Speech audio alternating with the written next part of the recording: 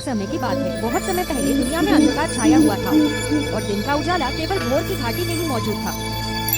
कमजोर और कोमल प्रकाश जनजाति को दुनिया भर में फैले खतरनाक अंधेरे से बचने के लिए यहाँ छिपना पड़ा। प्रकाश जनजाति के विपरीत अंधेरी जनजाति थी और अंधेरी जनजाति का सबसे शक्तिशाली योद्धा सरदार डार्विन था, जो 1000 वर्षों से युद्ध कर रहा था। यद्यपि वो शाही परिवार का नहीं था, फिर भी लोग उसका अंधेरे राजा से भी अधिक सम्मान करते थे। ऐसा इसलिए था क्योंकि वो अटूट वफादार थे और सत्ता से प्रेरित नहीं थे। डार्विन को रखने के लिए राजा ने उसकी शादी अपनी खूबसूरत बेटी राजकुमारी लूना से कर दी। दोनों एक दूसरे से सच्चा प्यार करते थे और एक पूर्ण जीवन जीने के लिए तैयार थे। हालांकि शादी समारोह से एक हादसा हो गया। जब डार्विन अपने क्षेत्र का विस्तार करने के लिए राक्षसों से लड़ रहे थे, तो वो अपने करीबी साथी केविन द्वारा बिछाए गए जाल में फंस गए। साथियों और राक्षसों दोनों से सावधान रहने पर अंधेरे वॉरलॉर्ड विरोध नहीं कर सके। डॉन की घाटी में भागने के लिए उसने अपनी आखिरी ताकत जुटाई।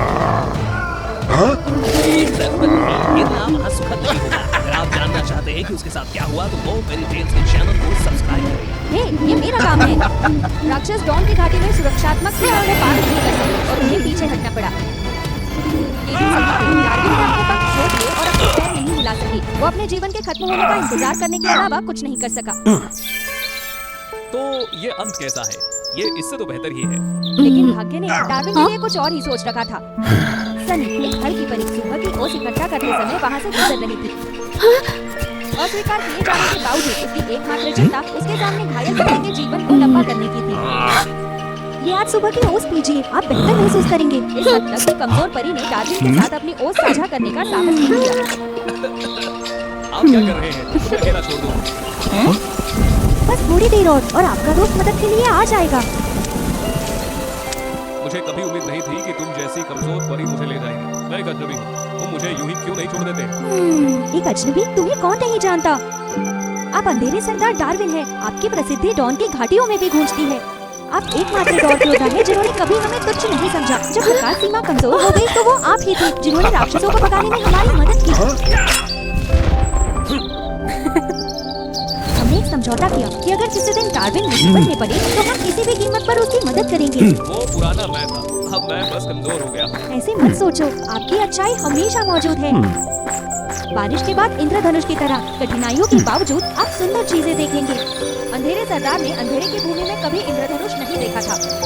हाँ, शायद आप सही हैं। बाद के दिनों में सब कुछ खोने का सामना न कर पाने के बावजूद डार्विन धीरे धीरे कम नकारात्मक होते गए। सनी सूरज की किरण की तरह थी जो सरदार के अंधेरे जीवन को रोशन कर रही थी।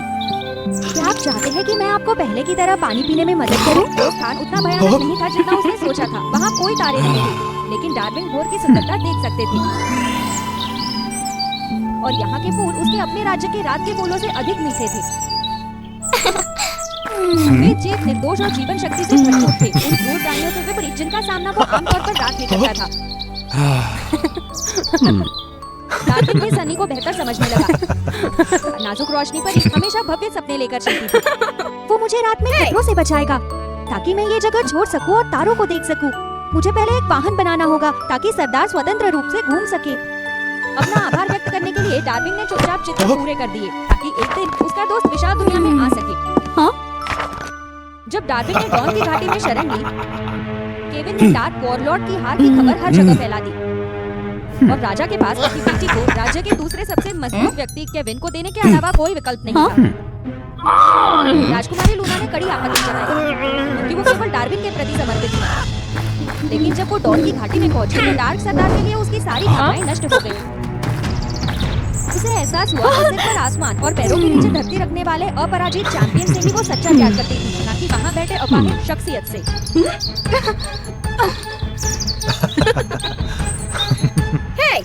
आपको कमजोर रोशनी वाली परी की मदद की आवश्यकता क्यों है? मैंने अपने पंख और पैर खो दिए हैं। मैं पहले जैसा नहीं हूँ। मैं शादी करूंगी, केविन से शादी करूंगी। मेरा ऐसा इरादा नहीं था। मैं यहाँ आपको सूचित करने आई हूँ। योद्धा का हृदय निराशा से टूट गया। जब तक कि वो खुश है, मैं उसे बधाई देता हूँ। सनी ने सब कुछ देखा लेकिन कुछ और नहीं कर सकी। वो उसके पास बैठी सबसे आरामदायक उपस्थिति प्रदान करते हुए डार्विन को ये एहसास दिलाया कि वो हमेशा उसके लिए मौजूद रहेगी। ये फूल, ये सचमुच सुंदर है। हाँ, वो हमेशा ऐसे ही होते हैं। अगले दिनों में उन्होंने ऐसा व्यवहार किया मानो कुछ हुआ ही ना हो। सनी अब घाटी छोड़ने के बारे में ज्यादा बात नहीं करती। दोनों ने बिना किसी परेशानी से अपना शांतिपूर्ण जीवन जारी रखा और उनकी आंखें बहुत कुछ बोल रही थी, जो ये संकेत दे रही थी कि उनके बीच कुछ बदल गया है। सब कुछ शांत रहता अगर सौर्य ऊर्जा फिर से कमजोर हो रही है और राक्षस बाधा को तोड़ देंगे। हमें आपका वाहन खत्म करना होगा।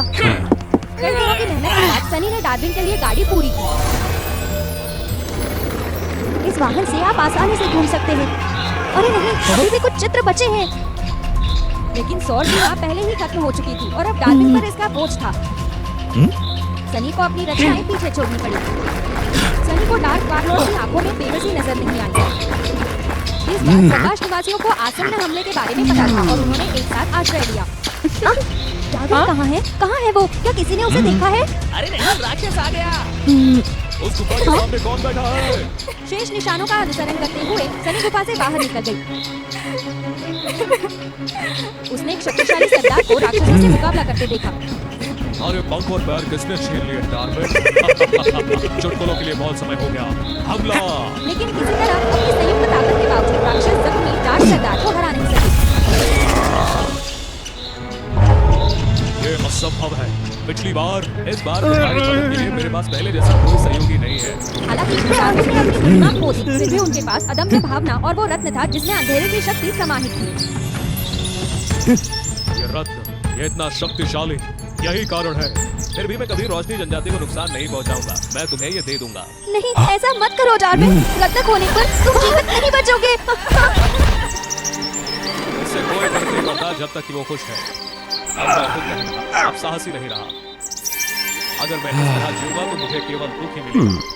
यह है कि तुम सूरज की रोशनी की कोमल, मेरे ठंडे और उजाड़ दिल को तुमने गर्म किया। तुम अब भी अपने सपने संजोए हो। मैं बस एक बोझ हूँ। मैं तुम्हें रोक कर नहीं रखा।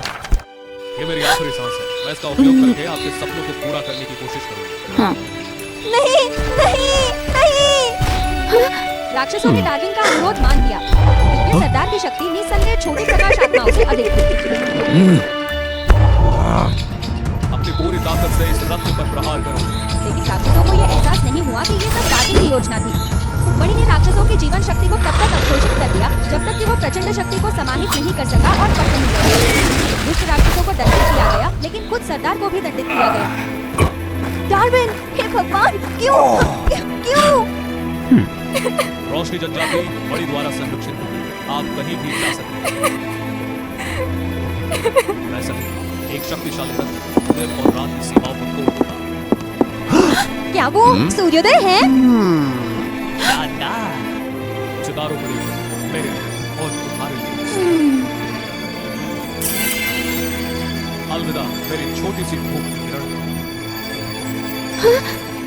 डार्विन ने किया अपना वादा पूरा किया। सनी उसके बाद हर जगह घूमी, डार्क वार्लॉर्ड की तरफ से सब कुछ देखने के लिए, हर चीज का गवाह बनना। उसने डार्विन की कहानियां सुनने के लिए अपने जादू का इस्तेमाल किया, ये सुनिश्चित करते हुए कि वो इस दुनिया में हमेशा जीवित रहेगी। डार्विन का धन्यवाद, सब कुछ हमेशा के लिए बदल गया। पूरी दुनिया में धूप दिखाई देगी और जब सूर्यास्त ढल जाएगा तो रात हमेशा लौट आएगी। मृत्यु के बाद दुष्ट आत्माओं से उनकी यादें छीन ली जाएंगी और उन्हें नश्वर दुनिया में अपने पापों का प्रायश्चित करने के लिए एक रीपर बनना होगा। उनका कर्तव्य है कि वे आत्माओं को न्याय प्राप्त करने के लिए नर्क में लेकर जाएं। मीना कोई अपवाद नहीं है, वो लाखों अन्य लोगों की तरह ही एक रीपर है। उसे पर्याप्त आत्माओं को नर्क में ले जाना होगा ताकि वे अपनी यादें पुनः प्राप्त कर सके और पुनर्जन्म की अनुमति मांग सके। लंबे समय तक रीपर रहने के बावजूद जब भी मीना किसी आत्मा को नर्क में ले जाती तो वो द्रवित हो जाती।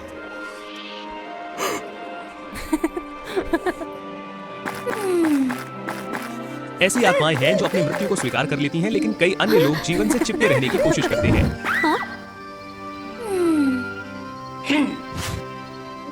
ऐसे जीवित लोग भी हैं जो अपने प्रियजनों से जुड़े रहने की कोशिश करते हैं और मीना को उन आत्माओं को दूर ले जाने से रोकते हैं।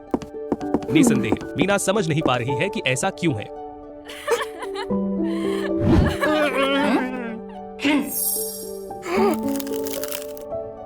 वे इतने जिद्दी क्यों है? वे बेहतर जीवन में पुनर्जन्म ले सकते हैं। हालांकि वे लोग मीना के लिए अपना कर्तव्य पूरा करने की प्रेरणा है। वो जीने के लिए, जीवन का आनंद लेने के लिए और ये पता लगाने के लिए पुनर्जन्म लेना चाहती है कि क्या इतना कीमती है कि हर कोई उसे पकड़ने की कोशिश करता है। एक बार मीना को अकेली माँ एनी से एक बेटा लेने के लिए आना पड़ा। क्या तुमने वो क्या पहना है? वो चेहरा, तुम रीपर हो? नहीं नहीं, ये नहीं हो सकता, ये बहुत जल्द है, मत करो प्लीज। यही समय है एनी। नहीं। मीना को पहले कभी इस तरह की आत्मा का नेतृत्व करने में कठिनाई नहीं हुई। तुम्हें बच्चे को जाने देना होगा एनी।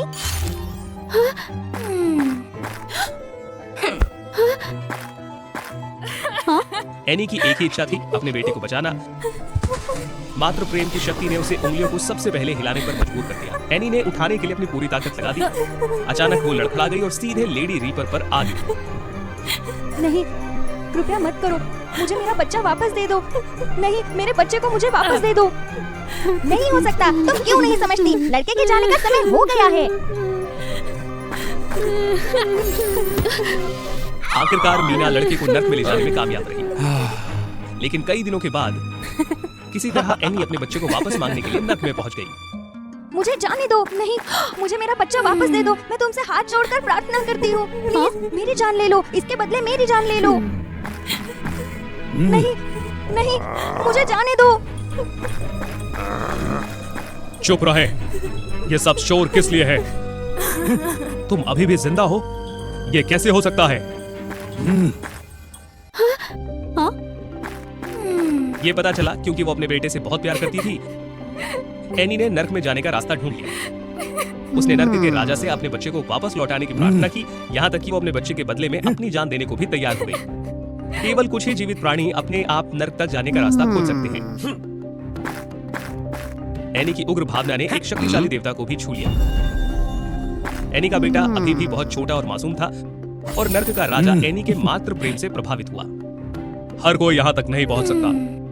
मैं तुम्हें एक मौका देता हूँ।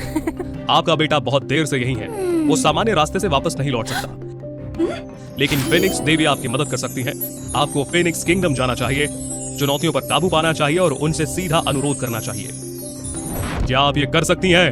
मैं कुछ भी करूंगी, मैं बस इतना चाहती हूँ कि मेरा बेटा जीवित रहे। नर्क का राजा एनी के दृढ़ संकल्प से प्रसन्न था। एनी के परिवार के लिए जिम्मेदार रीपर मीना के रूप में उसे एनी के साथ फिनिक्स साम्राज्य में जाना पड़ा। सौभाग्य से मीना अपने साथ पर्याप्त आत्माएं लेकर आई थी। एक बार जब उसने ये अंतिम मिशन पूरा कर लिया तो वो अपनी यादें पुनः प्राप्त कर सकती थी और एक इंसान के रूप में पुनर्जन्म ले सकती थी। हालांकि आपको चुनौतियों में हस्तक्षेप करने की अनुमति नहीं है। फिनिक्स देवी उनका मूल्यांकन करने के लिए उनका उपयोग करेंगी। जाने से पहले एनी ने अपने बेटे को देखने का अनुरोध किया। बेशक वे एक दूसरे को छू नहीं सकते थे। हालांकि रीपर के रूप में उनका आखिरी समय था, फिर भी मीना को अलगाव का दृश्य कठिन लगा। नर्क के राजा के निर्देशों का पालन करते हुए वो धुंध भरे जंगल में गए, जहाँ फिनिक्स साम्राज्य का प्रवेश द्वार एक गुफा के अंत में था। मीना उस पल के लिए तरस रही थी जब उसका पुनर्जन्म होगा और वो रीपर होने के बोझ से मुक्त होकर जीवन जिएगी। हाँ? कौन सा? किस रास्ते से जाऊं? हाँ? मुझे आपकी सहायता करने की अनुमति नहीं है और सच में मैं नहीं जानती। हाँ? लेकिन वहाँ पर वो व्यक्ति हो सकता है। चांदी के बालों वाली चुड़ैल फिनिक्स साम्राज्य के रास्ते में पहली बार आई। हालांकि वो रास्ता जानती थी। उसने मांग की कि एनी मार्गदर्शन के लिए सूरज की किरणों की तरह चमकते हुए अपने लंबे सुनहरे बाल दे। हताशा में उन्होंने बाल दे दिए।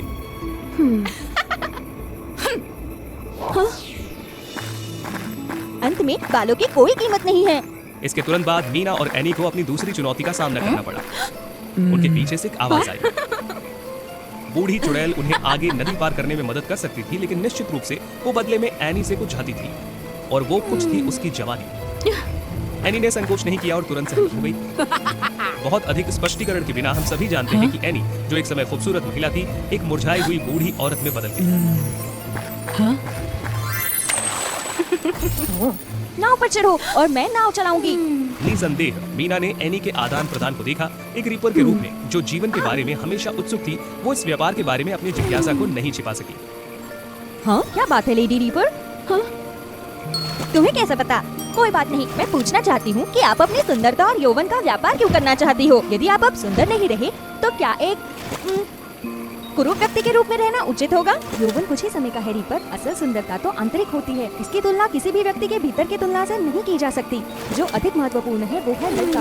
उसके बिना मेरे जीवन का क्या अर्थ है? मैं हर चीज का व्यापार करने को तैयार हूँ। जैसे जैसे वे दूसरे किनारे के पास पहुँचे, कोहरा धीरे धीरे छट गया। बहुत कोहरा हो रहा है, हम अवश्य ही निकट आ गए हैं। हाँ, ये रहा।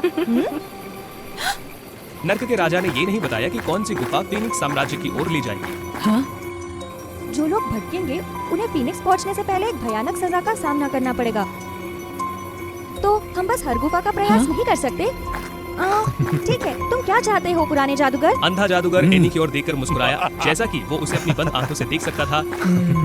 ये तीसरा परीक्षण था और हमें से ज्यादातर लोग अनुमान लगा सकते थे कि वो गरीब पश्चाताप करने वाली माँ से क्या चाहता था। मीना एक बार फिर एनी की पसंद से हैरान हो गई। हमारी एनी को अपने बच्चे को बचाने की आशा को पोषित करने के लिए अपने दृष्टि का बलिदान देना पड़ा। किस तरफ लेडी रीपर? मेरे पीछे आओ। लेकिन चिंता मत करो, आप पहले ही चुनौती पार कर चुके हैं, बस मेरा पीछा करो। फीनिक्स साम्राज्य की शेष यात्रा के लिए मीना को एनी का हाथ पकड़ना पड़ा। बेशक मीना ने अब भी एनी के फैसले पर सवाल उठाया, लेकिन वो पहले की तरह झिझकी नहीं। एनी, हाँ लेडी रीपर, क्या आप ऐसा करने को तैयार है, अपनी दृष्टि का बलिदान देने? अब से तुम और नहीं देख पाओगी, आप कैसे रहेंगे? और बच्चा, यदि आप उसे बचा सके तो आप उसकी देखभाल कैसे करेंगे? क्यों आप इस तरह से क्यों जीना चाहते हो? कई विकलांग लोग इस दुनिया में रहने का प्रबंध करते हैं। रीपर, क्या तुम वो नहीं देख सकते? यदि वे ऐसा कर सकते हैं तो मैं भी कर सकती हूँ। मैंने पहले भी कहा है, बच्चे के लिए मैं कुछ भी करूँगी। सुरंग के अंत में रोशनी है, तुमने ये कर लिया एनी। लेकिन मीना गलत थी। एनी को एक अंतिम परीक्षा पार करना बाकी था। हाँ? फीनिक्स साम्राज्य के राक्षस द्वारपाल ने उन्हें तब तक गुजरने नहीं दिया जब तक मुझे तुम्हारी आत्मा दे दो और तुम पास हो जाओगे। एनी बिना कुछ सोचे समझे राजी हो गई। नहीं, क्या तुम्हें समझ नहीं आता? वो घृणित कार्य करने के लिए आपकी आत्मा की हेराफेरी करेगा। आप कभी भी पुनर्जन्म लेने या भागने में सक्षम नहीं होंगे। मुझे अकेला छोड़ दो। यदि आप उस दिन तक अपना शेष जीवन चिंता में बिताते तो क्या आप खुश रहेंगे? क्या वे जीवित भी है या? मुझे अकेला छोड़ दो। जब तक मेरा बेटा जीवित है, मैंने तुमसे कहा था मैं कुछ भी करूंगी। तुम समझती क्यों नहीं? आप इस मामले में हस्तक्षेप नहीं कर सकते। क्या आप ऐसा कर सकते हैं? मीना केवल असहाय होकर देख सकती थी, क्योंकि एनी ने राक्षस के साथ एक सौदा किया था। लेकिन मीना को कुछ अजीब सा लगा। वो समझ सकती थी कि लोग जीवन को इतनी बेसब्री से क्यों पकड़ते हैं, भले ही वो कठिनाई और दर्द से भरा हो। मुझे अनुमति दे। कई परीक्षणों का सामना करने के बाद वो अंततः फीनिक्स साम्राज्य पहुंचे, जो भव्य, शानदार और जीवन शक्ति से भरपूर था। मीना के नीरस और राक्षसों के भरे अंडरवर्ल्ड से बहुत दूर। फीनिक्स देवी भले ही सैकड़ों हजारों वर्षों तक जीवित रही हो, लेकिन उनके चेहरे पर उम्र का कोई निशान नहीं दिखता था। मीना को देवी के बारे में कुछ अनोखी बात महसूस हुई, लेकिन वो समझ नहीं पाई कि ये क्या था। मुझे बताओ, एक रीपर यहाँ एक इंसान के हाथ से क्यों ले गया?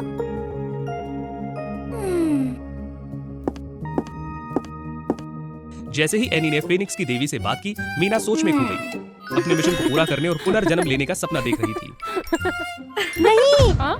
उसके रोने से मीना को वास्तविकता ने झकझोर कर रख दिया। ऐसा हुआ कि फीनिक्स देवी ने एनी के बेटे को पुनर्जीवित करने से इनकार कर दिया, भले ही उसने इस स्थान तक पहुंचने के लिए लगभग सब कुछ बलिदान कर दिया हो। लेकिन क्यों देवी, आप एनी का अनुरोध स्वीकार क्यों नहीं कर सकते? नहीं, मतलब नहीं। फीनिक्स केवल जीवित लोगों को ही ठीक कर सकता है। हम उन लोगों के लिए क्या कर सकते हैं जो पहले से ही मर चुके हैं? लेकिन नर्क के राजा ने कहा कि ये संभव है। इसके अलावा एनी ने सभी चुनौतियों पर विजय प्राप्त की और अपना सब कुछ बलिदान कर दिया। आप उसे कैसे नहीं देख सकते?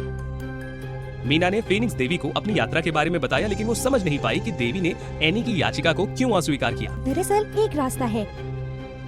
हाँ? एक भगवान अपने जीवन का बलिदान देकर एक इंसान को वापस जीवन में ला सकता है, लेकिन मैं इनकार करती हूँ और मैं किसी अन्य देवता को अपना बलिदान देने की अनुमति नहीं दूंगी। हमें बेकार जीवन की परवाह क्यों करनी चाहिए? फीनिक्स देवी के तिरस्कारपूर्ण रवैये का सामना करते हुए मीना अब अपना संयम नहीं बना सकी। आप एक पाखंडी हो। क्या आप भी भगवान नहीं है? क्या आप बच्चे को बचाने के लिए अपना बलिदान देना चाहोगे? हाँ? नहीं, मैं क्यों? एनी, जो अब जमीन पर गिर रही थी, उसने मीना को गुस्से से बाहर निकाला। मीना ने अपनी हाल की यात्रा को याद किया, जहां एनी ने निस्वार्थ भाव से सब कुछ त्याग दिया और बदले में उसे कुछ नहीं मिला। मीना का दिल ठंडा हो गया और उसकी धड़कनें डर से धड़कने लगी। रीपर बनने के बाद पहली बार था ये। उसके अंदर की भावनाओं का भंवर उमड़ पड़ा, गुस्सा, अफसोस और दर्द। मीना का दिमाग अचानक उन सभी आत्माओं की ओर दौड़ा जिन्हें उसने अंततः पीड़ा के लिए दोषी ठहराया था। क्यों? क्यों? मैं भी जीना चाहती हूँ। तो क्या आप अपना बलिदान देने के लिए सहमत हैं? मौत के सामने खड़ा होकर आखिरकार मीना को जीवन की कीमत का एहसास हुआ। फीनिक्स की लपटों ने मीना को घेर लिया, जिससे वो रोशनी की चमक में डूब गई। मेरा बेटा, मेरा बच्चा। एनी के आंसू खट्टे मीठे थे और मीना को वे आंसू खुशी के जैसे लग रहे थे। राख से उभरकर मीना का फीनिक्स देवी के रूप में पुनर्जन्म हुआ। मेरी प्यारी बेटी, क्या तुम अंत में समझ गई? जैसा कि निकला, मीना लेडी रीपर हमेशा से फीनिक्स देवी की वंशज थी। वो एक घमंडी और मुश्किल से खुश होने वाली फीनिक्स राजकुमारी थी। एक अमर प्राणी होने के नाते जिसने ना तो अपने जीवन को महत्व दिया और ना ही अन्य प्राणियों की परवाह की, क्योंकि वे उसकी तरह पुनर्जन्म नहीं ले सकते थे। यही कारण है कि मीना अक्सर अन्य प्राणियों की मदद करने के लिए अपनी उपचार शक्तियों का उपयोग करने से इनकार कर देती थी। फीनिक्स देवी क्रोधित थी। उसने मीना की यादें छीनने का फैसला किया और नर्क के राजा से उसे मृत्यु की देवी में बदलने के लिए कहा, ताकि मीना वास्तव में जीवन के मूल्य को समझ सके। एनी ने चुनौती पूरी कर ली। डायने तो मेरी परीक्षा मात्र थी, लेकिन मैं सीधे अपनी बेटी का परीक्षण करना चाहती हूँ। आप असाधारण हैं। मीना मानो स्वप्न से जागी और अंततः सब कुछ समझ गई। पहले से कहीं अधिक अब वो जीवन का अर्थ जानती थी। हाँ?